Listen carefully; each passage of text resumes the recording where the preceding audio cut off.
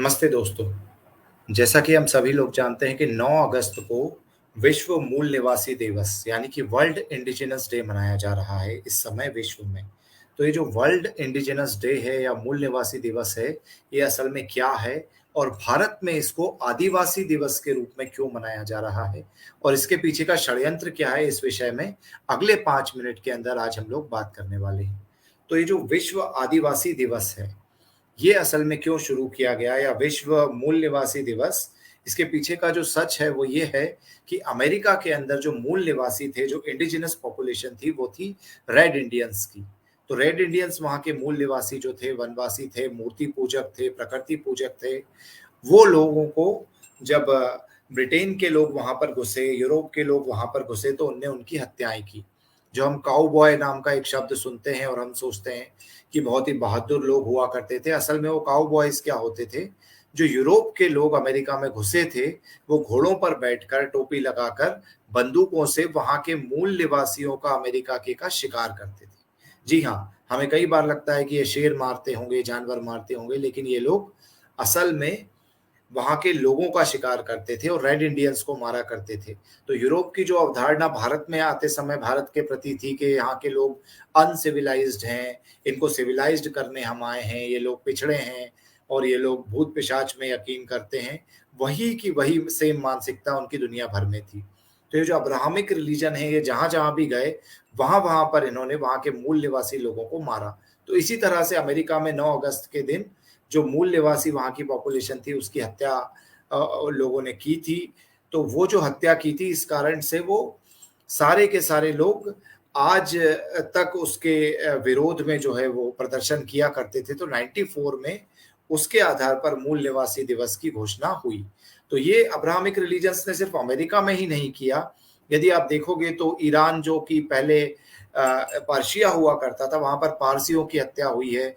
Greek और Romans का पूरा कल्चर जो कि मूर्ति पूजक हुआ करते थे, उनकी भी हत्याएँ जो हैं यूरोप में हुई, कन्वर्ज़न हुआ। इसी की तरह से हम देखेंगे ऑस्ट्रेलिया के अंदर मूल निवासियों की हत्या हुई।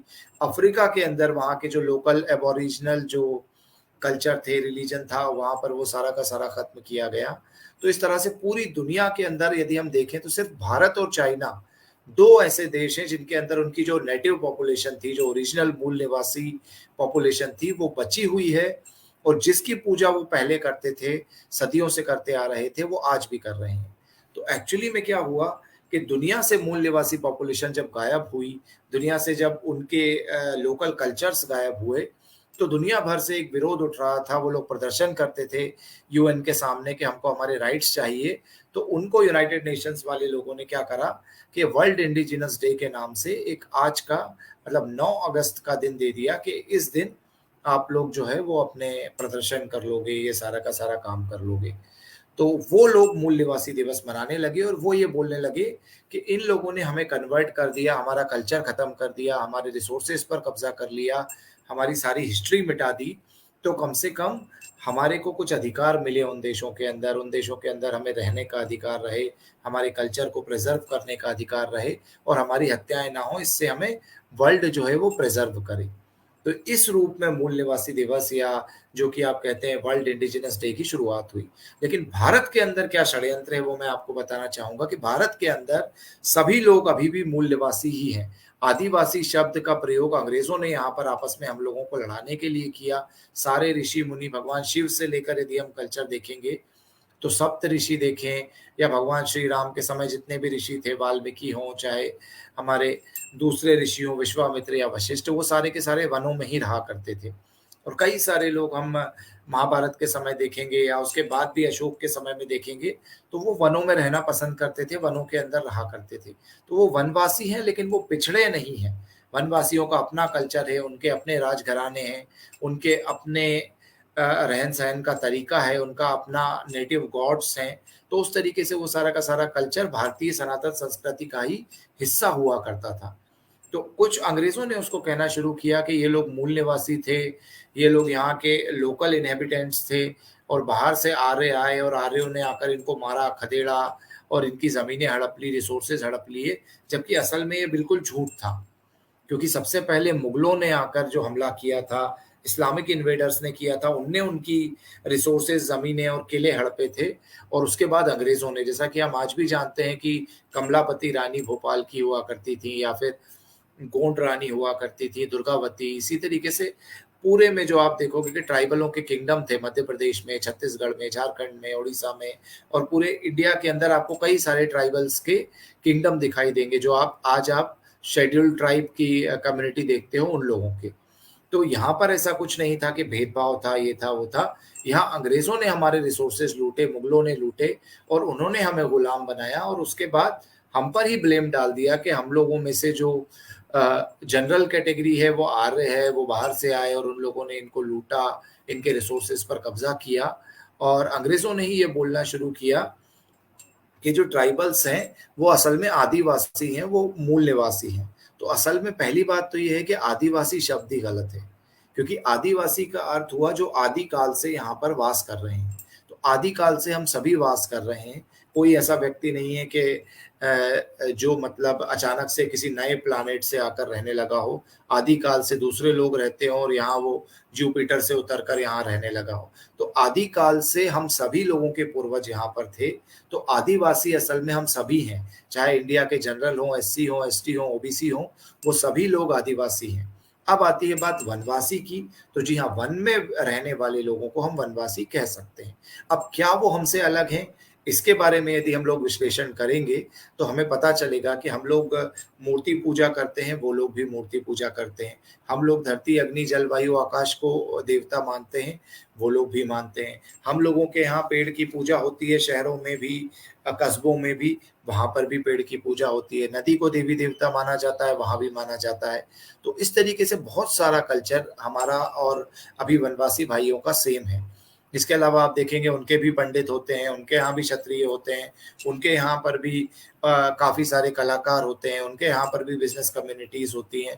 बहुत सारा कल्चर, मंत्र पढ़े जाते हैं, पुनर्जन्म में विश्वास होता है और आत्मा में भरोसा होता है, ईश्वरीय शक्तियों में भरोसा होता है। शादी के समय में बहुत सारी चीज़ों को मिलान किया जाता है, तो बहुत कुछ जो सनातन सा धर्म का कल्चर है, वही का वही सेम कल्चर जो है, वो वनों के अंदर रहने वाले लोगों में भी है, भीलों में भी है, गोंडों में भी है, हल्बी में है और सहारिया, अगरिया जनजातियों में भी है। तो हमारे यहाँ पर ऐसा कुछ भी नहीं है कि कोई इंडिजिनस लोगों को हमारे लोगों ने मारा है, बल्कि उसके उलट एक चीज़ है कि टांट्या भील हो या हमारे इसी तरह के से कई सारे लोग हैं, बिरसा मुंडा हों, ये लोग अंग्रेज़ों से लड़े, मुगलों से लड़े, दुर्गावती रानी थी, कमलापति रानी थी, जिनके इस्लामिक इन्वेडर्स ने किले इन्वेड किए और उनको लूटा।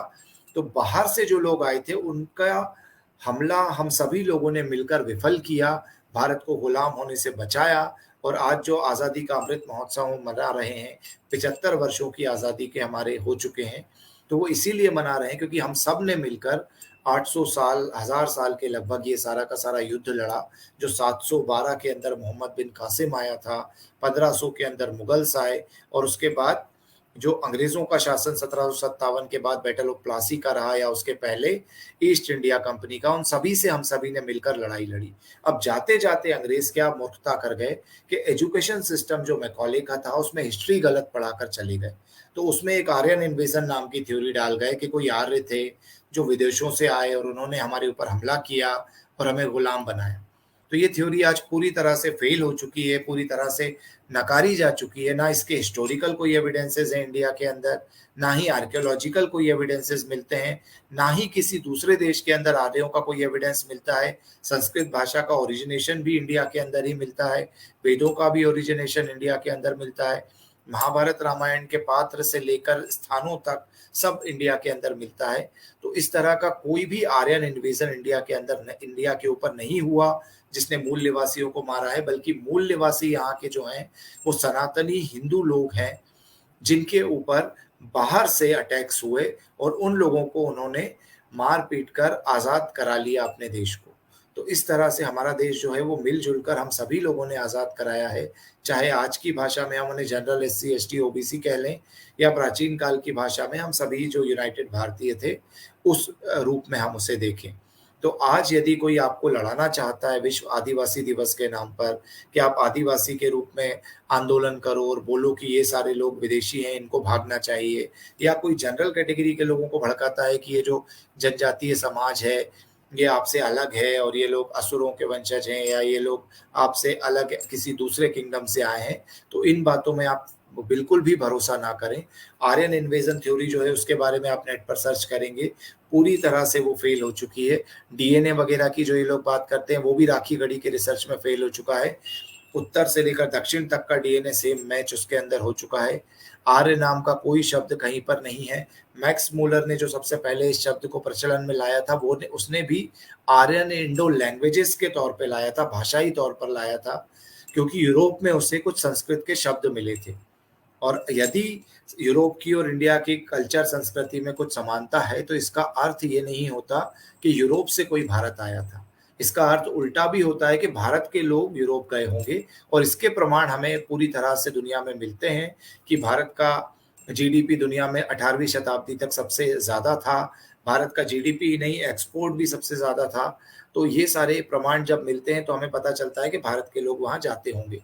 और चूंकि वहाँ भी मूर्ति पूजक ग्रीक रोमन्स थे, पर्शिया में पारसी थे और उनके पहले वाले लोग भी अग्नि की पूजा करते थे। इसी तरह से इजिप्ट में भी काफ़ी सारे प्रमाण मिलते हैं। तो इससे ये सिद्ध होता है कि दुनिया की सभी सभ्यताएँ लगभग प्रकृति पूजक थी, प्रकृति के विषय में सोचती थीं और उसी एक ही तरह से वो चलती थी। लेकिन अब्राहमिक रिलीजन्स के अटैक के बाद वहाँ पर गुलामी आई, वहाँ पर भुखमरी आई, वहाँ के कल्चर्स को समाप्त किया गया, इतिहास को समाप्त किया गया, और ना सिर्फ समाप्त किया गया बल्कि उनके कल्चर को आज इस हद तक खत्म कर दिया गया है कि उन्हें वर्ल्ड इंडिजिनस डे मनाने की आवश्यकता पड़ गई है। तो इंडिया में इस तरह के किसी भी डे को मनाने की हमें आवश्यकता नहीं है, क्योंकि इंडिया के अंदर ऑलरेडी हम लोग मूल निवासी ही हैं। जो लोग आज राज कर रहे हैं, हम लोगों ने ही उन लोगों को लड़कर, क्रांति कर कर, आज़ादी की लड़ाई लड़कर उन्हें बाहर किया है। तो आज आपस में लड़कर हम दोबारा उन्हें ये मौका ना दें कि वो लोग वापस से इस देश में प्रवेश कर जाएं और हमारे देश को या भारत माता को गुलाम बना सकें। तो ये मूल निवासी, आदिवासी, इस तरह के जो शब्दों का प्रयोग कर रहे हैं, और इसके अलावा जो आर्यन इन्वेजन और आर्य विदेशी थे, इस तरह की भाषा का जो प्रयोग कर रहे हैं, ऐसे लोगों से बचें और इनके षड्यंत्र को समझें और आपस में सभी लोग, सभी भारतवासी मिलजुल कर रहें और इस तरह के षड्यंत्रों को भारत में पनपने के लिए जगह ना दें। तो यही आज मुझे अपने लाइव में कहना था। तो यदि आपको लाइव पसंद आया हो तो आप ज़्यादा से ज़्यादा लोगों से भी इसे शेयर करें। इसके अलावा यदि आपके कुछ सजेशंस हो, पॉइंट्स हों, तो आप लोग कमेंट्स में इसी लाइव के नीचे मुझे बता सकते हैं। धन्यवाद।